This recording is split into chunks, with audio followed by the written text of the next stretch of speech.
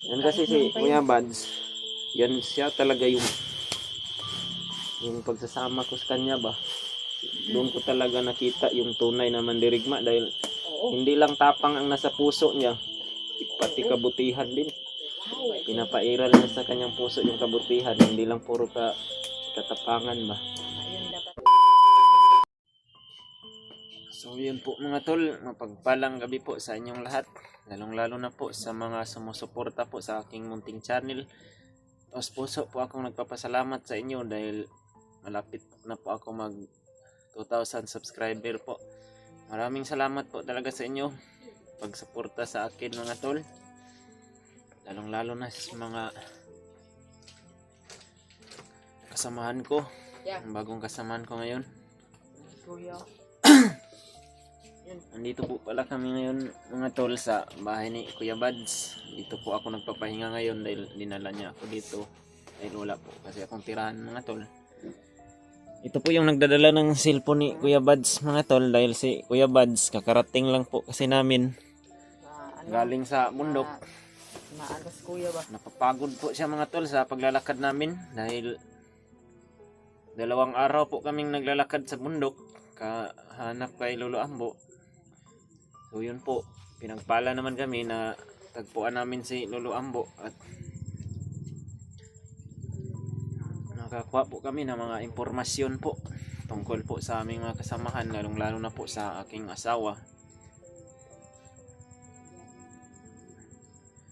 At yun po mga tol, nalaman ko po na yung aking asawa pala ngayon ay okay lang po daw, sabi ni Lolo Ambo yung sitwasyon nila. Ngunit hindi pa rin po ako na nakakampante mga tol dahil alam ko na nasa kamay yun ni Commander Bagnot.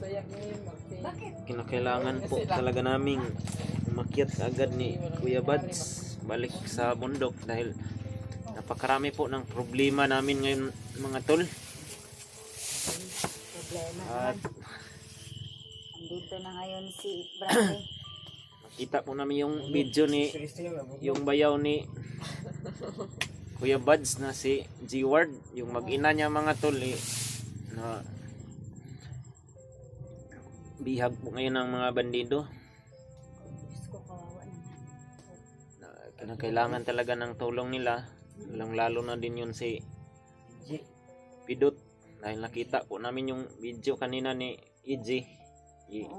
Hinuli niya si Pidot, Kawawa yun si Pidot ba? ginawa niyang bihag. Bubog sarado yun si Pidot. Parang nababaliw na talaga yung si EJ kasi hypnotize po kasi yun ni Commander Bagnot. Si Commander Bagnot po yung ginagawa niyang Panginoon ngayon. Kaya wala talaga yung parang ang utak niyan ba marang. Ganun kasi yung Ganun mangyari. kasi yun, kagaya ko ba? Kapag yung tao ay hypnotize, hindi niya Kaya kinakailangan hindi niya talaga. makikilala yun, Bradley, kapag na-hypnotize na, no? Wala ka na eh. Yung nasa isipan mo, yung mga gusto na lang ni Commander Bagnot, yung mga magaganda mong desisyon sa buhay, iniwawala na. Tama yun. Kasi yung Parang naging kasamaan si ni EJ. Commander Bagnot pumapasok talaga sa isip kapag na-hypnotize ka na. Ito din po pala yung asawa ni Kuya Bads mga tol. At si Kinkin at yun si Yan, Patrick. pa-support po ng channel ni Bradley mga kamarites. Paki-like, share, and subscribe po ng channel niya. Buti hindi ka sila nakaano ba? Mhm. Buti tinulungan siya ni Kuya Bads ba? Pag Oo. punta dito sa labas. Yun gani yung pinunta namin sa bundok dahil kinausap talaga namin si Lolo Ambo. Dahil hanggang ngayon hindi pa rin, wala pa rin si Remart. Sabi ni Lolo Ambo hawak daw ng mga tauhan ni Commander Bagnot at Commander Bangkil ngayon si Remart. Hawak na to. May abdisikan mo. Dadalhin daw yun nila kay Commander Bagnot. Yun yung sabi ni Kuya Bads na kinakailangan iakyat kami agad para maabutan man lang namin. Dahil pag nakarating yun kay Commander Bagnot, siguradong hypnotize na naman yung abutin yun. Tapos, matulungan na si ikaw, ano no? pa si Benji, hypnotize din pati yung pamilya niya. Bika, grabe naman yan, brother. Lahat na. Ang dami namang problema sa buhay. Sana ay makayanan nyo yan. Yun yung problema ngayon, ang daming problema pero pilit pa rin namin labanan ito dahil ito naman talaga yung misyon namin sa buhay. Habang may buhay, brother. Habang may pag-asa. buhay, habang may buhay, may pag-asa. Ayun. Huwag lang kayong mawalan ng pag-asa. Yun. Unahan Tiwala lang lang, kayo sa may kapal. Sinikapal. Sa ama. At ito Eh, si may Lord, kapal Lord. sa akin. Patrick mga tol, hindi pa natutulog dahil bantay sarado niya rin itong bahay ni May ano yun. nila Ate Marites, Paano ako nila makatulog? Kuya Buds. Na grabing aso. Ano? Dahil napakarami po kasi ng mga balita ngayon na lusubin daw ito nila EJ yung bahay ni Kuya Ay, Buds. Diyos ko, huwag naman. Nakakatakot Kaya naman yung maganda brother. tayo, no? Kaya baka lulusot si EJ dito. Kaya ito si Patrick, bantay sarado to si Patrick. Yun mga kamarites, nag-shifting po sila dito every night. Dito sa Burnok, mga 2 to 3 hours pa sila or 4 hours. Nagpapalit-palitan o nasasalit-salitan sila ni Patrick dito mga kamarites. So hindi tayo dapat mag-alala sa ating safety. At nandito din po yung pinsan ni Ate Marites, natutulog sa duyan. Hindi na lang namin yan kuan. Ano yung gisingin? Kaya Si Kuya Buds, andun sa loob. Napagod yun kasi 2 araw kaming naglakad. Tapos matirik pa yung daan. grabe naman yung... Uy, grabe nyo naman. Ang layo pala ng kuan ni Lolo Ambo. Sobrang tapang, sobrang sipag ng dalawang to. Tapos, buti na lang kagabi, magandang tulog namin kagabi dahil kasama namin si Lolo Ambo. Nagkikwentuhan kami. Tapos madaling araw kami nagsimula ng paglakad patungo doon sa sinasabi ni Lolo Ambo na yung daanan namin para doon daw kami dadaan para walang mga kalaban na madaanan namin ba. Kaya yun, nakita namin yung kalsada na sinasabi niya. Naka-uwi talaga kami ng walang nangyari ni Kuya Buds. Salamat naman sa Diyos at nakarating sila dito mga kamarites ng ligtas. Buti naka-ano ka ba? May motor na dumaan ba? Nakakita kami dahil Buti karsada na- yung dumadaan ang motor. nilalakbay Sa namin highway? eh. Highway? Hindi, Ay, Hindi kalsada yun, yung sa makipot bukid. lang na kalsada. Makipot lang yun, maliit lang ba? Parang Liblib? Ano ba yan? grabe eh. Grabing gubat. Ang daming mga yung mga wild animal bitaw. Mga manok halas o kanang mga baboy rabo. Uy, Diyos ko. Mabuti naman at hindi kayo, hindi kayo Hindi sabi, disgrasya man lang or hindi makaya ang aso. Hindi naman kayo yung aso. Lumayas ka dyan, Patrick. Hindi mo na kaya. Wala nang nangyari sa amin doon kasi sabi ni Lolo Ambo, basta doon lang daw kami dadaan sa sinasabi niya. Safe daw yung mga May tanong ko sa'yo, kalagayan brother. namin. Bago kayo naglakad, nagdasal naman kayo. yung palagi yan. Yan yung Yun yung better na gawin. Yun. yan po kasi si Kuya Buds, bago kami aakyat ng bundok, magdadasal po talaga kami. Yun Eh, yung sabi niya sa akin, pinakamabisa. yun daw yung kasanayan niya. Oh, tama yun. Yan kasi si Kuya Buds, yan siya talaga yung pagsasama ko sa kanya ba. Doon ko talaga nakita yung tunay na mandirigma dahil Oo. hindi lang tapang ang nasa puso niya, pati kabutihan din. Wow. Pinapairal niya sa kanyang puso yung kabutihan, hindi lang puro katapangan ba. Tama yun. Dapat ay yun yung palaging pinapairal. Dahil pag yung pinapairal niya siguro puro tapang lang, siguro hindi. Wala ako ngayon dito dahil pagkalaki yung kasalanan kong nagawa sa kanya eh. Tinignan ko yung video yung nakaraan yun. Grabe. Ganun ka pala kasama. Yun yung nasabi mo. Sobrang masama pala akong tao. Malaban siya ba? Nakita ko sa video niya pa, talagang hindi na tao. Wala siya, no? Oo. Napakadami kong nagawang kasalanan kay Kuya Buds pero Yung mga Parang- previous vlog ko nga, sobrang galit ako sa'yo ba? Sabi ko na mabaho ka pa nun. Siguro ay ang pangit-pangit niya at saka ang baho niya kasi mga ilang araw na yung walang ligo. Walang ligo-ligo ay doon sa Oo. bundok. Na, Kung walang gaano ka ligo-ligo. kabaho, ganun ka din kapangit na kali. Yun, pero eto na yan si Commander eh. Nagbagong buhay na siya, ayun. At ang pogi pa. Ah, Mahiya naman ako sa Huwag pogi. ka nang yan. mahiya. Kapalan mo na yung mukha mo. Kasi andito ka na sa team pogi. Panindigan mo na yun, brother eh. Yun. Yun po, mga tol, no? Laking pasalamat ko po talaga na napunta ako dito kay Kuya Buds dahil ibang klase po talaga yung pagpanggap nila sa akin, mga tol, no? Welcome na welcome po talaga ako dito sa bahay nila. Sobrang heartwarming po yung pagtanggap namin dito kay brother eh. Napaka ganda po talaga ng kalooban nila.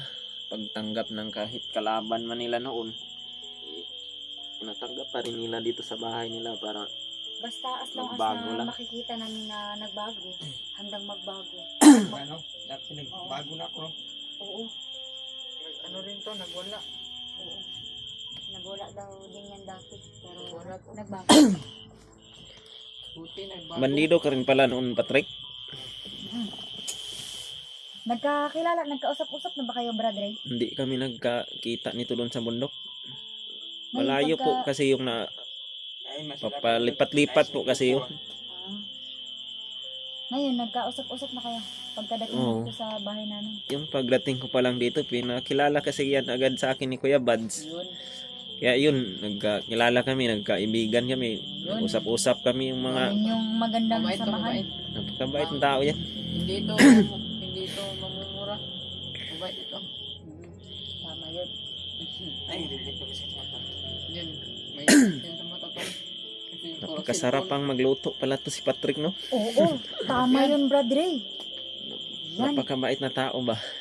Hindi mo talaga Masipag. hindi mo talaga ma-deny na sobrang sipag niyan. Napakasipag talaga. Naghugas din ng plato. Oo. Nagluluto ng adobo. Nang lalaba.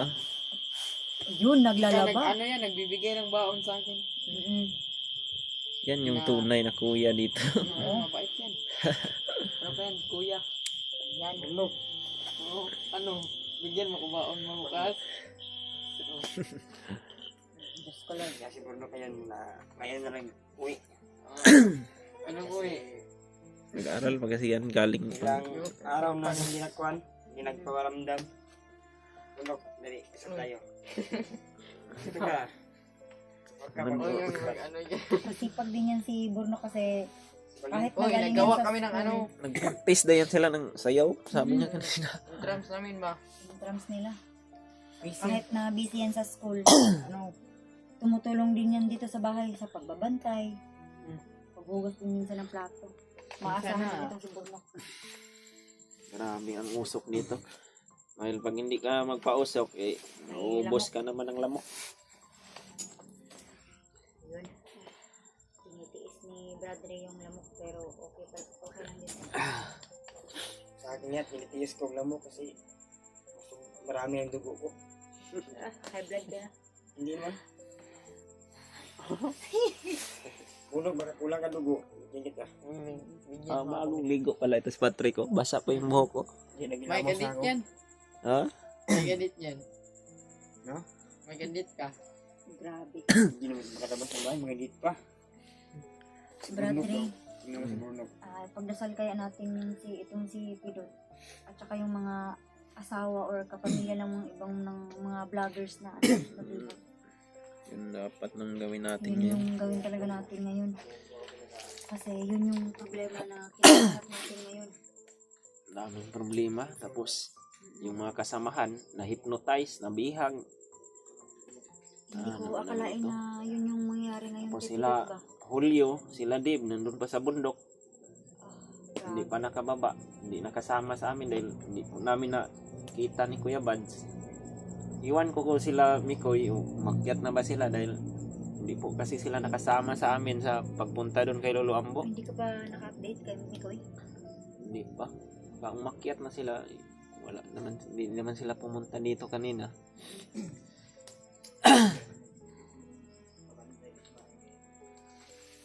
Yung mga kamarites na maging alerto po talaga tayo ngayon dito sa bahay kasi Ang dami ng mga pamilya ng vloggers o mga asawa ng mga vlogger na ano. Kawawa naman. Nag-vlog. Talagang hindi kami dito mapanasama kasi dito siguro sa bahay. Iniwat nila. Naglalaro sa labas. Keyword. Paano na lang kung video na Hanap lang. nila agad si Kwan. Ayun pala to na. Kaya to na. Tawa ko na yung keyword na live not daw. Diba? Yun po mga tol, ulit ko po, maraming salamat po talaga sa mga sumusuporta po sa akin, lalong lalo na sa mga laging nanonood po sa aking mga upload na videos at sa mga silent viewers po dyan mga tol. Maraming salamat po talaga sa inyong pagsuporta sa akin. Napakalaki po ng tulong ninyo sa bawat pagtingin po ng aking video para po magiging sobrang tuwa nga ni Brad Ray na. Ilan na ba yung subscriber mo, Brad Ray? tiningnan ko kanina 1965. Baka mamaya o bukas ba, baka bukas okay na yun. Yeah. Magpapasalamat po talaga ako sa inyo, lalong lalo po talaga kay Kuya Buds, dahil kang Kuya Buds wala po akong channel. Ayun, wala po ako dito, nandun pa po siguro ako sa bundok. Aking pasalamat ko po talaga sa kanya, paulit-ulit ko po yung sinasabi. Dahil hindi niya po talaga ako sinukuan hanggang mabago po yung buhay ko. So, sa lahat ng mga OFW dyan, Ngunit sa bawat gabi po mga tol, hindi po ako makatulog ng mabuti mga tol. Dahil iniisip ko po lagi yung pamilya ko. Iisip ko po yung kapakanan nila, kung kumusta ba sila. Yeah. Nagkausap kami ni Kuya Buds kanina, sabi niya Joy Burns na kailangan daw namin na umakyat agad sa bundok Mommy Britney Joy para po makuha ko po yung pamilya ko at maligtas po namin yung mga kasamahan ni Kuya Buds, mga kasamahan ko po. So, ulitin ko mga marites. Humihingi po ako sa inyo ng dasal na sana. Yun po mga tol, Malagpasan po lahat. maraming salamat po talaga sa inyo. Kinakaharap ng mga vlog.